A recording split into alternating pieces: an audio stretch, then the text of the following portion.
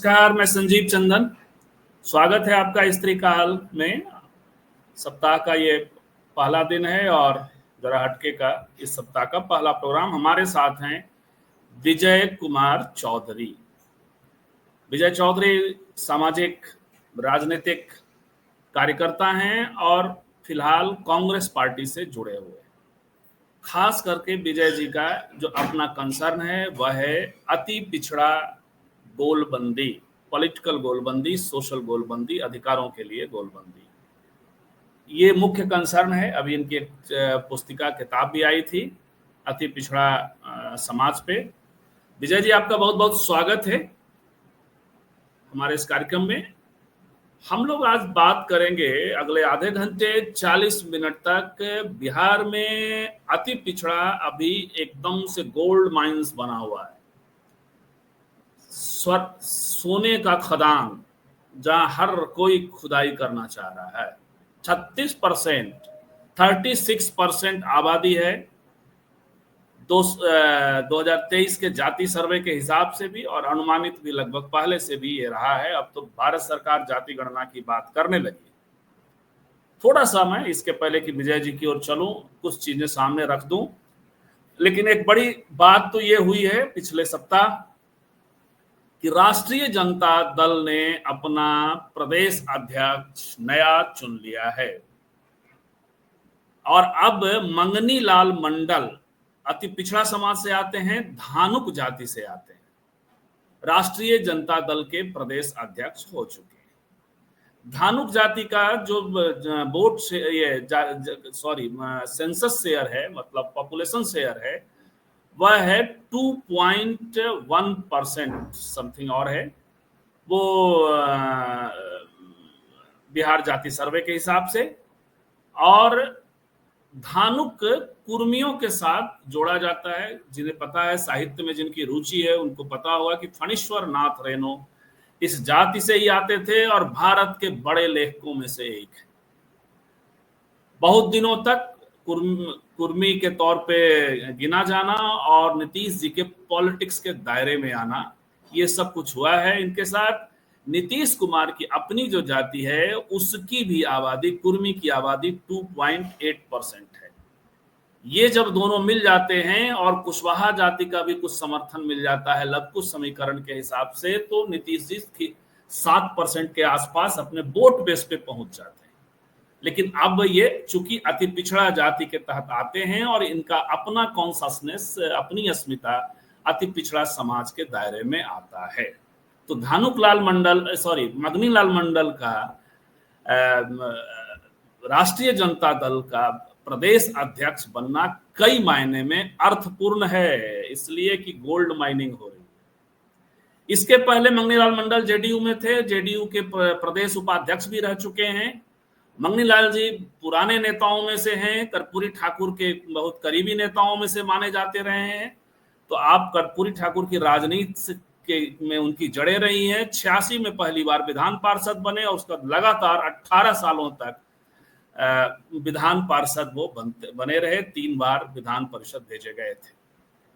तो ये, और काफी एक आध बार मेरी भी मुलाकात है, काफी पढ़े लिखे, काफी सुलझा हुआ व्यक्तित्व है। इनके आने का क्या फायदा होगा ये भी विजय जी से अगली बार समझेंगे। फायदा होगा नहीं होगा महागठबंधन को, लेकिन 2015 में नीतीश कुमार और लालू प्रसाद जब एक साथ आए थे और लेफ्ट पार्टियां अलग लड़ी थी, उस वक्त अति पिछड़ा समाज का 35% वोट महज मिला था महागठबंधन को, नीतीश जी को और तेजस्वी। ये तिलिस्म को समझना चाहिए, नीतीश जी को और लालू जी को। और 43% वोट मिला था एनडीए को। बाकी वोट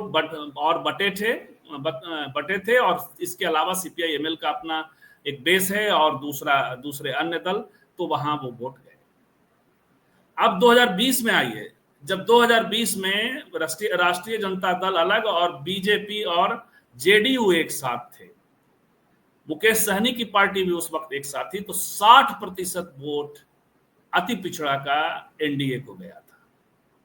40% वोट महागठबंधन को आया था, लेकिन तब तक सीपीआई-एमएल इधर जुड़ चुकी थी। सीपीआई-एमएल को छोटा आप मतलब उसको उसके प्रभाव को आप छोटा नहीं कर सकते। गोल्ड माइनिंग का एक बड़ा किरदार सीपीआई-एमएल भी इसमें दिखाई पड़ता है। और इसमें एक बात और तथ्य सामने खुलकर आता है कि जितनी दावेदारी है या जितना हंगामा है कि नीतीश कुमार का अति पिछड़ा वोट बैंक पर बड़ी पकड़ है, वैसा है नहीं। 15 और 20 का जो मैंने डेटा रखा और नीतीश जी के इधर और उधर जाने का भी हमने रखा, उससे ऐसा लगता है कि अति पिछड़ा चंक उन पे मुहज 7 से 8% विश्वास करता है। वो फर्क डाल पाते हैं। अदरवाइज अति पिछड़ा बीजेपी के साथ है तो हम समझेंगे कि 2000 यानी बड़ी संख्या में 43% एनडीए को गया था। तो अब हम समझेंगे कि 2024 में क्या होने वाला है, जब कांग्रेस भी अति पिछड़ा जमात में काम कर रही है। विजय जी भी जुड़े हुए हैं, कई सारे लोगों को मैं देखता हूं इन दिनों, और ईबीसी प्रकोष्ठ भी बना है। हालांकि अभी ओबीसी प्रकोष्ठ वहां काम नहीं कर रहा है। ईबीसी में कुम्हार जाति से आने वाले शशि भूषण प्रजापति को अध्यक्ष बनाया गया है। कुम्हार जाति भी अति पिछड़ा समाज से ही आता है। तो एक तरफ कांग्रेस है, दूसरी तरफ राष्ट्रीय जनता दल है, सीपीआई-एमएल का बेस है। तो क्या इस बार महागठबंधन ज्यादा वोट ला पाएगी? जो पिछले 3 बार का रिकॉर्ड हमने आंकड़े आपको सामने दिए, उससे ज्यादा ला पाएगी? एनडीए पीछे छूट जाएगा? नीतीश और बीजेपी आते हैं तो एकदम सीमेंटिंग फोर्स की तरह, और खास करके सामने होना नरेंद्र मोदी का। तेली जाति से आते हैं, 6% तेली जाति भी वहां है, अति पिछड़ा। तो क्या ताकत कहां, तुला संतुलन कहां बैठने वाला है? कौन ज्यादा सोना लूट के ले जाएगा? इस पर हम बात करेंगे। एक बार फिर से आपका सर स्वागत है। पहला सवाल आपसे कि ये जो दोनों आंकड़े आपके सामने हमने रख दिए, क्या अति पिछड़ा आज भी बीजेपी के साथ ही उसी तरह आपको दिखाई पड़ रहा है जमीन पर? विजय सर। बहुत बहुत धन्यवाद सर संजीव बाबू, आपने हमें मौका दिया, अपने ग्राहकों से, अपने दर्शकों से रूबरू करने का मौका दिया। अति पिछड़ा के बारे में बात करने से पहले मैं थोड़ा सा उसका इतिहास बता देना चाहता हूँ। ये अति पिछड़ा वर्ग का जो कंसेप्ट आया मुंगेरी लाल आयोग से शुरू हुआ, 1951 से ही शुरू हुआ कांग्रेस सरकार से, और मुंगेरी लाल जी ने उसका स्वरूप दिया। उसके आधार पर कर्पूरी ठाकुर जी ने उसका जो आरक्षण दिया, उसके कारण थोड़ा सशक्तिकरण बढ़ा और धीरे धीरे जाति से लोग वर्ग बनना शुरू हो गया, अति पिछड़ा वर्ग बना। तो एक बड़ी जमात बनने की प्रक्रिया कर्पूरी जी के प्रयासों से शुरू हुई थी। उसी वर्ग को लालू जी ने अपना समझा कि ये वर्ग जो है बहुत बड़ा वर्ग है और इसको साथ लेके चलने की जरूरत है, और उन्होंने जो मान सम्मान और हक अधिकार की बात की, उसके कारण हमारा अति पिछड़ा समाज टोटल लालू जी के साथ हो गए थे। और इसको जिन के रूप में भी परिभाषित करते थे कि जिन है जिसके कारण माने ये हम जीत रहे हैं। लेकिन बाद के दिनों में कुछ ऐसा हुआ जिसके कारण, बहुत सारे कारण हैं जिसके कारण हमारा समाज जो है वो नीतीश जी की तरफ शिफ्ट कर गया। कारण में मुख्यतः है कि हमारा जो बैकलॉग सीट था, जो 100 अति पिछड़ों की बहाली की थी, उस पर दूसरे को बहाल कर देना। उसके बाद पंचायती राज व्यवस्था में हमारा जो आरक्षण था उसको नहीं मानना, उसके अगेंस्ट में सुप्रीम कोर्ट चला जाना, और कुछ दबंग जो नेता थे उस जातीय, वो थोड़ा सा शोषण अत्याचार करने लगे अति पिछड़ा दलित पर। तो उसके चलते ये इसी को पहचाने नीतीश जी, और नीतीश जी ने घोषणा की कि यदि हम सत्ता में आते हैं तो सबसे पहले हम पंचायती राज व्यवस्था में अति पिछड़ों को आरक्षण देंगे। और संजोग से वो 2005 में आ भी गए, और आ गए तो उसके बाद उन्होंने पहला काम यही किया कि उन्होंने पंचायती राज व्यवस्था का जो केस था सुप्रीम कोर्ट में, एसएलपी वापस लेकर के और यहाँ 20% आरक्षण की घोषणा की। लेकिन उसमें सर फाइल बढ़ा था 25% का, लेकिन 20% घोषणा हुई। लेकिन बाद के दिनों में गणना को आधार बनाते हुए मात्र 17.3% ही आरक्षण दिया गया। लेकिन तो भी समाज हमारा खुश था, चलो पंचायती राज व्यवस्था में हमको तो नीतीश जी ने दिया। दूसरा हुआ कि न्यायिक व्यवस्था, जुडिशरी में हम लोगों को 21% आरक्षण मिला अति पिछड़ों को नीतीश जी के द्वारा। तो टोटल और बहुत सारे योजनाएं थी जिसमें अति पिछड़ा के लिए विशेष रूप से नीतीश जी ने काम किया। तो उसके चलते पूरा अति पिछड़ा समाज नीतीश जी के साथ आ गया सर। लेकिन आंकड़े, विजय सर, हमने जो आंकड़े सामने दिए वोटिंग पैटर्न में बीजेपी के साथ अति पिछड़ा ज्यादा दिखाई पड़ रहा है 2015 में, 2020 में। वही उसी पर हमारे सर, उसी पर आ रहे हैं कि नीतीश जी के साथ आ गए। अब हुआ है कि नीतीश जी के साथ जब आ गए हैं तो कुछ वहां जो 15 के बाद नीतीश जी की पॉलिसी बदल गई। उन्होंने 15 जातियों को, पिछड़ी जातियों को अति पिछड़ा में शामिल किया, लेकिन आरक्षण प्रतिशत कुछ नहीं बढ़ाया। कुछ में कुछ सशक्त जातियां थी, शिक्षित जातियां थी, आर्थिक जातियां थी, तो उसके चलते अति पिछड़ा का हक अधिकार छीना जाने लगा। और ये जो बीजेपी और जदयू का गठबंधन था, तो बहुत तरीका से बीजेपी वालों ने माने संयुक्त अभियान चला करके जो भाजपा जदयू का भाजपाकरण किया सर। और उनके माने शिक्षित जो उनका जो विचारधारा है उससे जदयू कार्यकर्ता को शिक्षित किया। दूसरा तरफ ये था कि आरजेडी या कांग्रेस अभी पूछ नहीं रहा था। पहले जो स्थिति थी, कोई पूछ नहीं रहा था, उसको उचित भागीदारी नहीं दे रहा था, ना उसके हित में पॉलिसी बना रहा था। तो उसके कारण हमारा समाज जो है भाजपा के तरफ थोड़ा सा झुकना शुरू हुआ, क्योंकि भाजपा कुछ ना कुछ हिस्सेदारी देना शुरू की। और मैंने हमारी समझिए अति पिछड़ा का समझा कि हम रहनुमा है, और मोदी जी को अति पिछड़ा का लीडर घोषित किया। तो कुछ हमारे जो गरीब और अशिक्षित हमारे अति पिछड़ा थे, उसी में गौरव अनुभव करने लगे कि हमारा समाज का पीएम बन गया। तो इसके चलते कुछ वहां मूव हुआ, लेकिन बहुत राजनीतिक चालाकी, कूटनीतिक समझिए, बीजेपी जदयू के अति पिछड़ों को भाजपाकरण किया गया, जिसमें चूंकि इसीलिए किया गया कि नीतीश सरकार अब धीरे धीरे कमजोर पड़ रहे थे, और इसका फायदा बीजेपी वालों ने उठाया। तो ये इसीलिए आपको दिखाई दे रहा है कि जदयू जो अति पिछड़ा है बीजेपी के तरफ जा रहा है। उसमें पढ़े लिखे बुद्धिमान वो सब जो है वो सब नहीं जा रहे हैं, सिर्फ अवसरवादी लोग जा रहे हैं बीजेपी में। लेकिन बड़ी संख्या है, देखिए आप महागठबंधन की ओर नीतीश जी गए तब भी बीजेपी को 43% एनडीए को वोट मिला, और जब इधर आए तो 60% हो गया। तो ये बड़ा साइजेबल संख्या है, ये सामान्य बात नहीं। तो इसमें सर ये किया है जी सर, बीजेपी वालों ने ये किया है, मैंने सोशल इंजीनियरिंग क्या किया है, हर एक जात का अलग से बैठा करके मीटिंग करके कुछ ना कुछ दे रहा है। एक तो उसका सांगठनिक पार्टी है, और दूसरा है कि हर एक जात का मीटिंग करके जातिवाद इतना कर दिया है, अति पिछड़ा को जाति में बांट दिया है। और जो इसको हम आज की बातचीत के तीसरे सेक्शन में रखेंगे सर, ये जो अति पिछड़ा के भीतर जाति का जो मामला है। लेकिन सबसे पहले और बताइए, जब आप बात कर ही रहे हैं तो आप बीजेपी का समर्थक, तो ये जो रोहिणी आयोग है उसकी कोई चर्चा भी बिहार में मैं नहीं देख रहा हूं। क्या ये ऐसा मुद्दा नहीं है कि जिसके जरिए अति पिछड़ा को बीजेपी से हटाया जा सकता है, यदि रोहिणी आयोग के रिकमेंडेशन लागू नहीं हो रहा है तो? विजय सर, बात सही है सर। शुरू में बीजेपी वालों ही रोहिणी कर रही है, कांग्रेस भी नहीं कर रही है जी। हाँ, यही बताना, बहुत अच्छा पॉइंट है सर। शुरू में रोहिणी आयोग की स्थापना बीजेपी वालों ने ही की थी।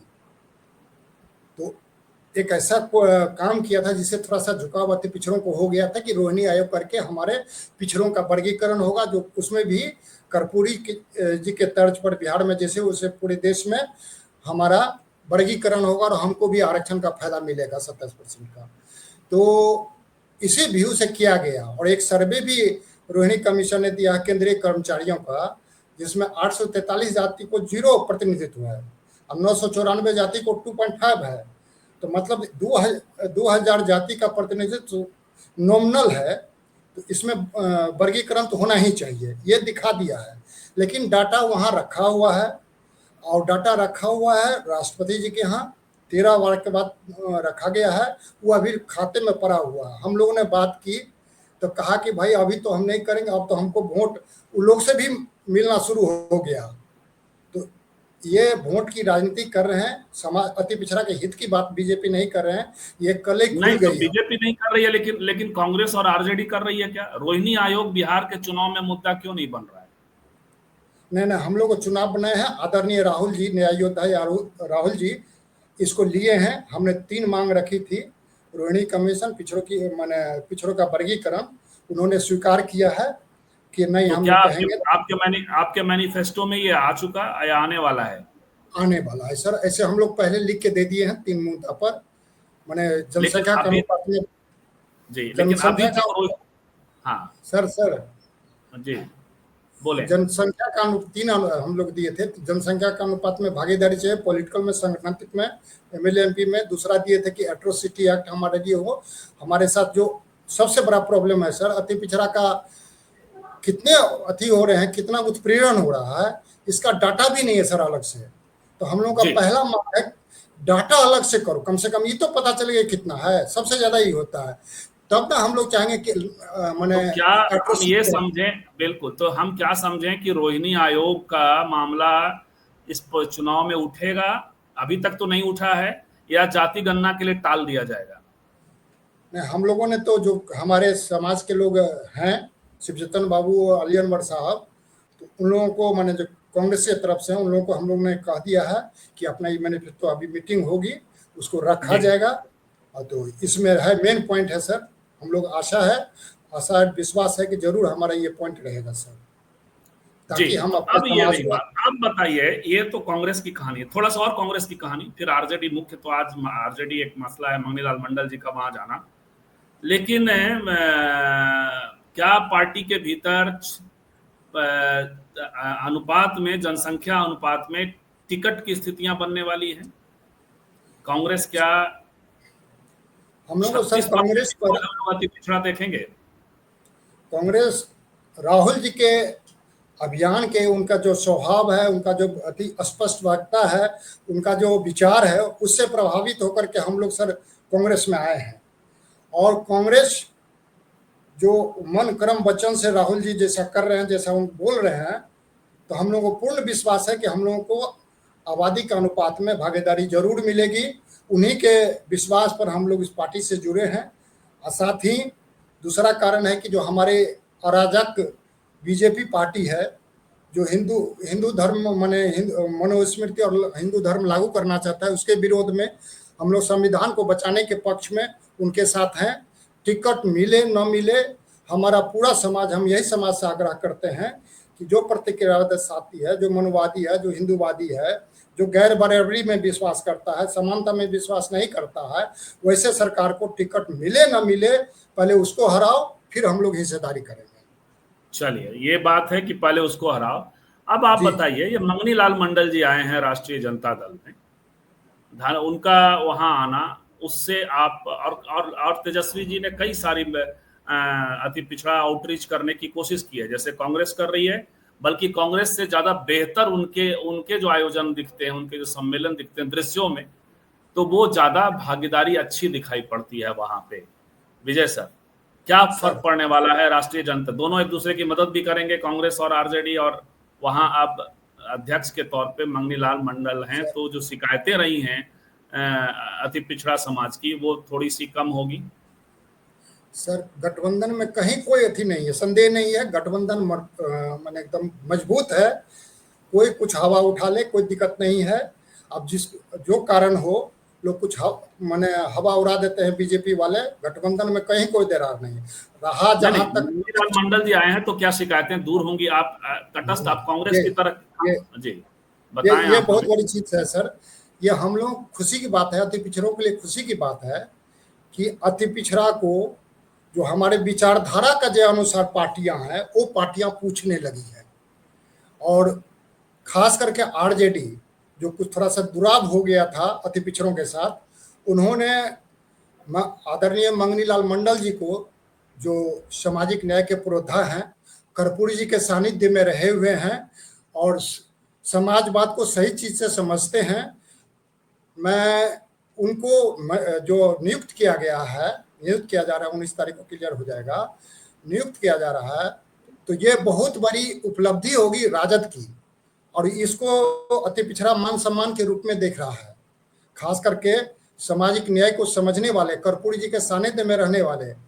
और ये एक बड़ी बात आप बोल रहे हैं कि वैसे दल जिनसे हमारा लगाव है वो अब हमें पूछने लगे हैं, ये आप जिनका वैचारिक किया है, लेकिन हमें दिखाई नहीं पड़ रहा है।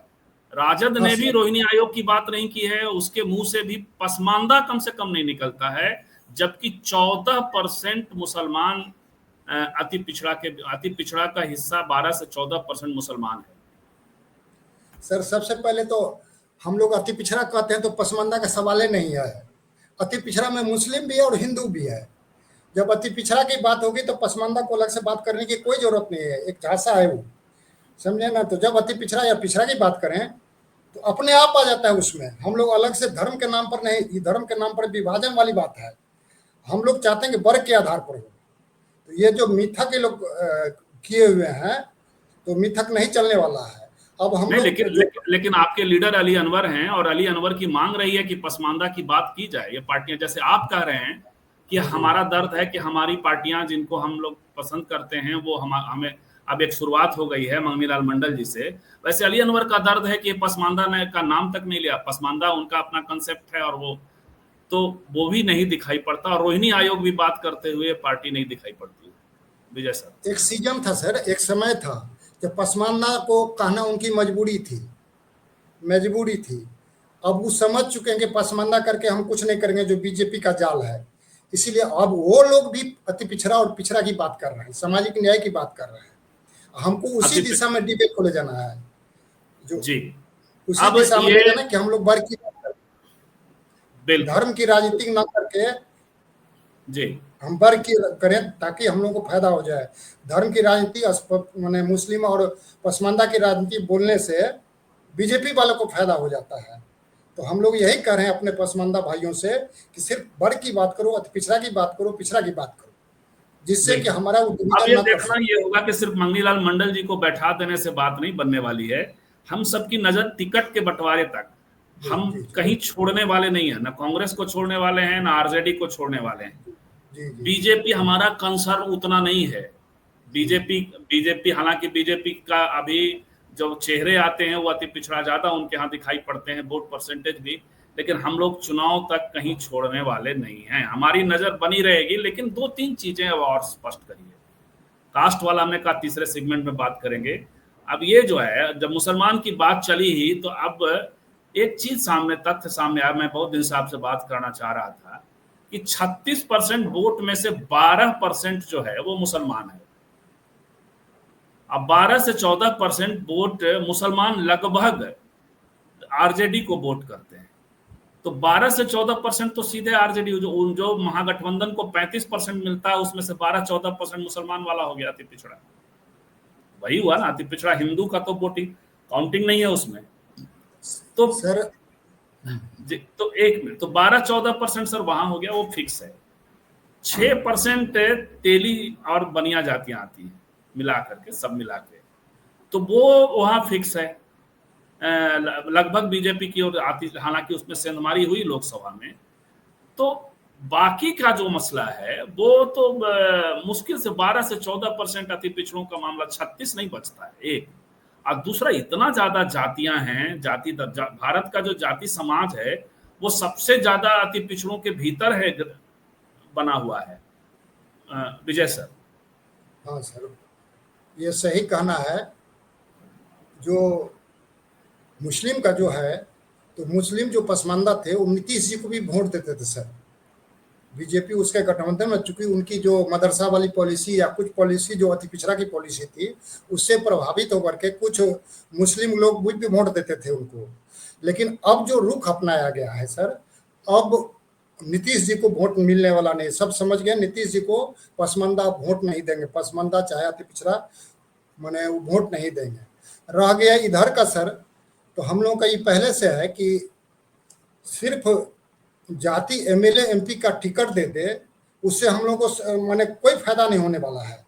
हमारे ही समाज में सर, जो निषाद समाज है, 6 एमएलए है, 2 एमपी है, मिनिस्टर है 3, लेकिन क्या फायदा हो रहा है? समाज को हम बता रहे हैं कि क्या फायदा हो रहा है? कोई फायदा नहीं हो रहा है। कोई काम, एक तो पैरवी तक लोग नहीं कर पा रहा है। तो वैसी स्थिति में पॉलिसी क्या बन रहा है, मुद्दा आपका क्या ले रहा है, तो मुद्दे के आधार पर राजनीति करनी चाहिए। तो अपना हम लोग का ये मेन फोकस है, जो हमारा मुद्दा लेगा, जो मुद्दा लेगा उसके साथ हम लोग को जाना चाहिए। और ऐसे अभी जो स्थिति है, राहुल जी और क्या कहते हैं तेजस्वी जी, दोनों अति पिछड़ा का और हमारे मुद्दा ले रहे हैं।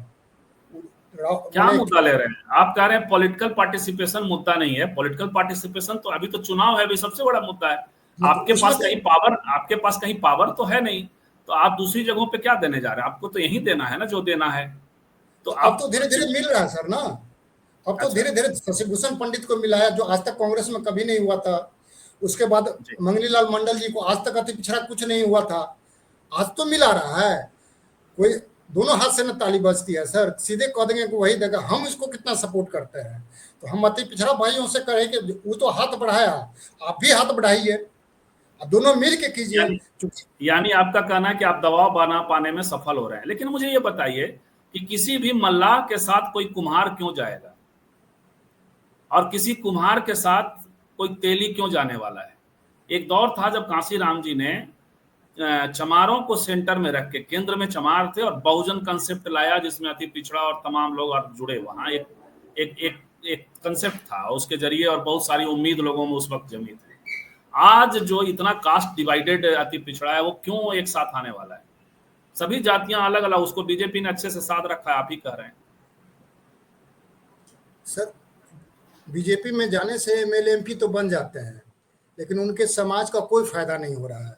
और जो हमारे समाज के एमएलए एमपी बने हुए समाज के, तो वो हमारे समाज के लिए एक पैरवी नहीं कर पाते हैं, ना कुछ कर पाते हैं। तो हमारा अति पिछड़ा समाज कह रहा है कि अब इस नेता से, बीजेपी तो नेता बना देता है लेकिन कठमुल्ला बना देता है, कुछ नहीं कर पाता है। इसीलिए छोड़ो, कम से कम हमारा देश बचे, संविधान बचे, और भविष्य में जो हमको प्रतिनिधित्व जब इधर ही मिल जाएगा तो उधर जाने की क्या जरूरत है। तो इसी आशा और विश्वास के साथ सर उसको छोड़ करके अब हम लोग जो बीजेपी से जुड़े हुए अति पिछड़ा, उसको कहें छोड़ो। यदि हिंदू बनोगे तो वहाँ गैर बराबरी के सामना गुलाम बनोगे, और इधर आओगे तो संविधान से तुमको बराबरी का हक मिलेगा। जब संविधान ही नहीं रहेगा तो तुम वहां जाकर क्या फायदा करोगे? थोड़ा सा लोग के लिए तुम चले जा रहे हो एमएलए एमपी बनने के लिए, और भी अपने समाज को कोई फायदा नहीं कर पा रहे हो, तो अति पिछड़ा के नाम पर जाना या उसको वोट देना बहुत बेकार चीज है। कम से कम देश और समाज, शिक्षा, चिकित्सा, न्याय प्रणाली बचे तो उसके लिए तो करेंगे ना हम लोग। तो ये बात अपने समाज को समझा रहे हैं सर, और बहुत जल्दी ही समझेगा। हमारा समाज धीरे धीरे अब थोड़ा सजग हुआ है, और हमको मौका भी, अवसर भी मिल रहा है, हमको लोग ले भी रहे हैं हाथ। तो आशा नहीं, पूर्ण विश्वास है कि हम लोग माने संपूर्ण रूप से गठबंधन का साथ देंगे, और इस पर गठबंधन की सरकार बनेगी सर, निश्चित तौर पर बनेगी। आप मुझे बताइए कि आरजेडी के पास मंगनी लाल मंडल जैसा, और भी कई लीडर हैं लेकिन फिलहाल अध्यक्ष का ही नाम ले रहा हूं, मंगनी लाल मंडल जैसा एक सीजन्ड लीडर है। सीपीआई एमएल का वो आंकड़ों ने से हमने बता दिया कि जो आंकड़े बाकी बचे हुए हैं वो वहां ही होंगे, और मतलब लेफ्ट पार्टियों की बात है, मुकेश सहनी है सामने।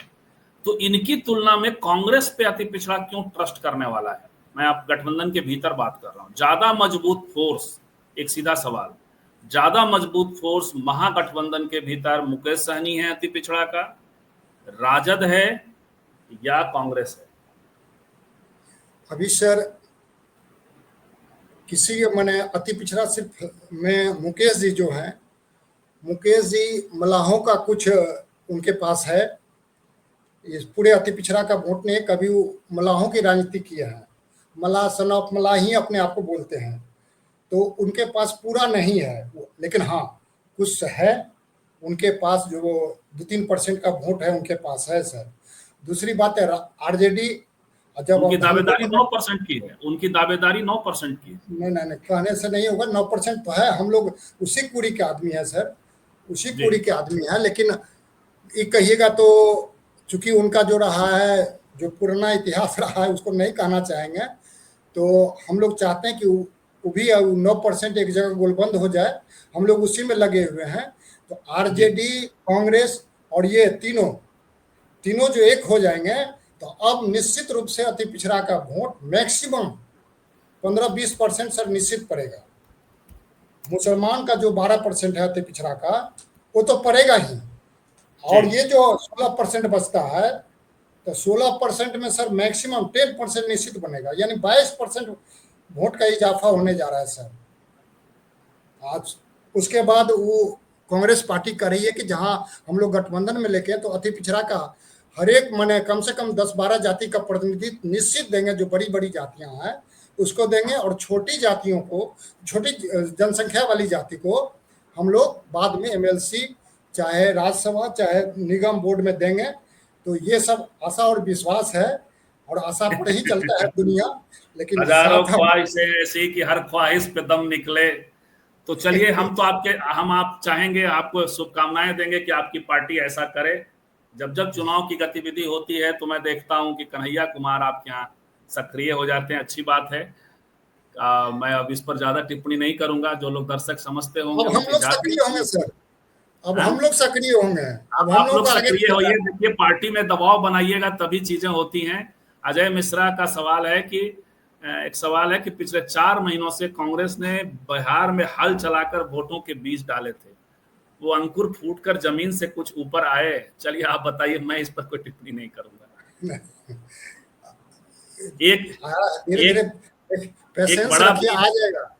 एक बड़े पेड़ का बीज को हमने बैठा रखा है इस पूरे प्रक्रिया में। विजय जी खुद भी रहे, कटहल के बीज है। तो बताइए आप। हाँ सर, राहुल जी अपने खुद बोले हैं कि कुछ बीजेपी के स्लीपर सेल हमारे कांग्रेस में है, थोड़ा समय लग रहा है, लेकिन जल्दी ही साफ हो जाएंगे। और कांग्रेस ही ऐसी पार्टी, राष्ट्रीय पार्टी है, उससे जुड़ने से अति पिछड़ा को पूरा फायदा होगा। कोई रहे न रहे, अति पिछड़ा कांग्रेस के साथ अब निश्चित रूप से रहेगा। और जहां सामाजिक न्याय की पार्टी राजद भी आ गए, मुकेश सैनी जी भी आ गए हैं, तो अब ये मैंने अति पिछड़ा कहीं नहीं जा रहा है। को मत भूलिए, उसके पास अति पिछड़ा चंक है, अंकुरित हुआ है, तो कल पौधा निकलेगा, फल निकलेगा, और सबको खाने का मौका मिलेगा सर। बिल्कुल। ड्राइंग मेमोयर कह रहे हैं कि संजय निषाद का ताजा बयान है कि पहले हम अपने बेटे के लिए करेंगे ना, फिर समाज के लिए करेंगे। बेटा अपना रिक्शा थोड़ी न चलाएगा, तो ऐसे जूता चाट एमएलए एमपी नहीं चाहिए बहुजन वर्ग को। एकदम सही बोल रहे हैं सर। जूता चाट हम लोगों को नेता नहीं, रीड भी नेता नहीं चाहिए, जो बोल सके, अपने समाज के लिए बोल सके। सिर्फ अपने परिवार तक सीमित रहा है हमारा समाज का, जो आज समाजवाद का और हमारे अति पिछड़े नेता का पतन जो हुआ है, उसका मेन कारण यही है, लोग अपने परिवार से ऊपर तो उठ नहीं पा रहे हैं। तो इसीलिए समाज की हित और मुद्दा की बात करेगा, चाहे हमारा कोई भी आदमी रहे, कोई भी जात का रहे, हमारे मुद्दे पर बात करेगा, हम उनके साथ हैं। अपने ही समाज का आदमी है, किसी का माने अपने परिवार के लिए जूता चाटने का काम करता है, हम उसके साथ नहीं जाएंगे, किसी भी तरह नहीं जाएंगे। समाज का हित जिसमें होगा वो काम करेंगे। हम लोगों का यही ध्येय लेकर चल रहे हैं सर जी। हाँ, मैं बिल्कुल अजय जी, सवाल विजय जी से था और विजय जी ने ही आपको जवाब दिया। हम जवाब देते तो थोड़ा अलग ही जवाब देते, आप दुखी हो जाते। तो अच्छा जवाब हमने आपको सुनवा दिया। मैं आज ना अपने मेहमान को दुखी करना चाहूंगा, ना आपको दुखी करना चाहूंगा। और एक अच्छी बात है, देखिए चीजें वर्तमान में सवाल बनते हैं, जवाब वर्तमान में मिलते हैं, लेकिन उम्मीदें बड़ी हैं विजय जी की। आप सब जो सुन रहे होंगे, जितना वो जवाब दे रहे हैं उससे ज्यादा आप समझिए भी कि उम्मीदें बड़ी हैं। यदि उम्मीदें बड़ी होकर के यदि कांग्रेस के भीतर ये लोग आ रहे हैं तो, और कांग्रेस कंसिस्टेंसी बनाए रखती है, तो निश्चित तौर पे पार्टी भी बदलेगी और पार्टी को फायदा भी होने वाला है। शिव कुमार मंडल कह रहे हैं कि अति पिछड़ा समाज गोलबंद तेजी से हो रहे हैं। हाँ, लेकिन इसलिए सभी पार्टियां यदि तवज्जो देने लगी है तो वो एक बड़ी वजह है। तो कुल मिलाकर के अब आप बताइए सर कि एक तरफ आप जब ये बात करते हुए चलेंगे कि हिंदुत्व को या हिंदू सांप्रदायिकता के खिलाफ अति पिछड़ा एक बार साथ दे कांग्रेस को, और जब दुर्गा पूजा आएगा चुनाव के पहले, और जब दूसरे अन्य पर्व आने वाले हैं, अभी सावन में भी आने वाला है, तब जो है माली जाति, कुम्हार जाति या दूसरी अन्य ऐसी जातियां जो हिंदू कर्मकांडों से जुड़ करके बिजनेस करती हैं, उन सबको बेनिफिट मिल रहा होगा। तो आप कैसे, किस भाषा में, किस वोकेबलरी में समझाइएगा कि आप हिंदू वाले सांप्रदायिकता से अलग काम करिए, बात करिए, कैसे समझा पाइएगा? सर रोजगार रोजगार होता है, एक रोजगार बंद होगा, ये व्यवस्था बंद होगा तो दूसरा रोजगार खुलेगा, फूले मालिए वाला सर।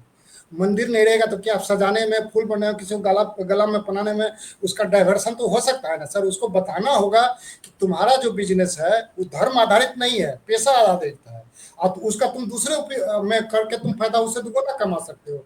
मंदिर में बेचता है सर तो 5 रुपया 10 रुपया 20 रुपया में बिकाता है, और वही स्टेज बरात में करता है, सब कुछ करता है तो 5,000 10,000 50,000 में इनकम होता है। तो बस हमको मोड़ना है, ये काम बताना है कि तुमको वहां से नहीं वहां से फायदा होगा, उसको रोजगार समझो, ना कि रोजगार छोटा रोजगार नहीं बड़ा रोजगार करो।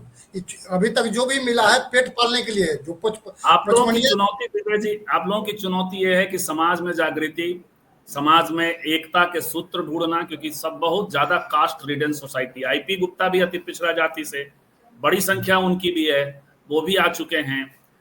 ये सब सामान्य मसला नहीं है। या मुकेश सहनी आए हुए हैं, अभिषेक राय ने मेरी पहचान बड़ी अच्छी कर ली, वो कह रहे हैं कि मैं जो है संजीव चंदन लालू यादव का चम्मच है।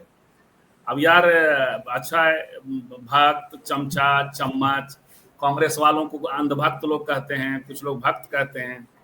अब इतना बड़ा चम्मच हूं कि विजय सर पिछले 3 साल से पटना में हूं, लेकिन एक दिन भी लालू जी से हमारी न मुलाकात हुई है, न मिलने की कोई बड़ी इच्छा ही उधर जगी।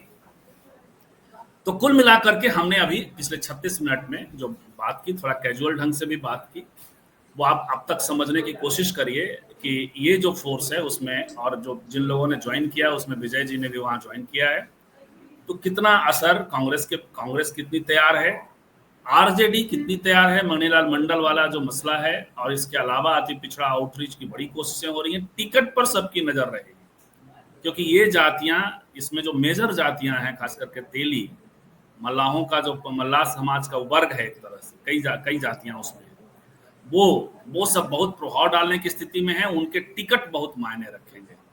तो वो देखना ये है कि किसको कहाँ, और मुसलमान तो बेचारा ठगा है।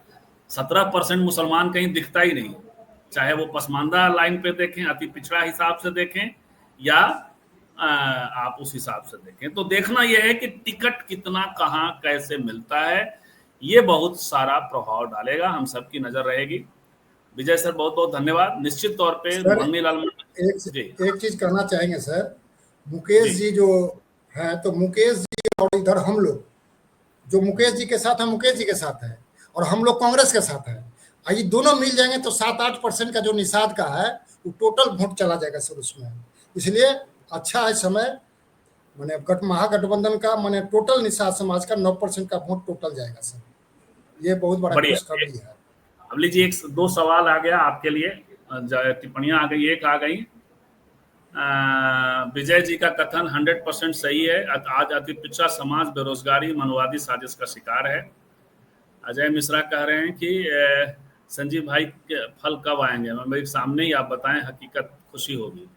और टाइम लगता है फल। अभी अब आप ही बताइए कि भोज के दिन कोहड़ा रोपने से, हम लोग क्या कहावत है, भोज के दिन कोहड़ा नहीं रोपा जाता है। तो अभी कोहड़ा रोपा, बीज डाला गया है, अगले भोज पर जो होगा तब हो सकता है कि फायदा होगा मेरे हिसाब से। ये मैं इनके सामने ही कह रहा हूँ, आपने कहा तो मैंने कह दिया। इस बार बहुत फायदा मेरे हिसाब से नहीं होगा, विजय जी कह रहे हैं कि होगा, और वो फॉर्मूले भी बता रहे हैं। 7-8% पूरा जो निषाद समाज है वो साथ आएगा, ऐसे और भी अति पिछड़ा भी।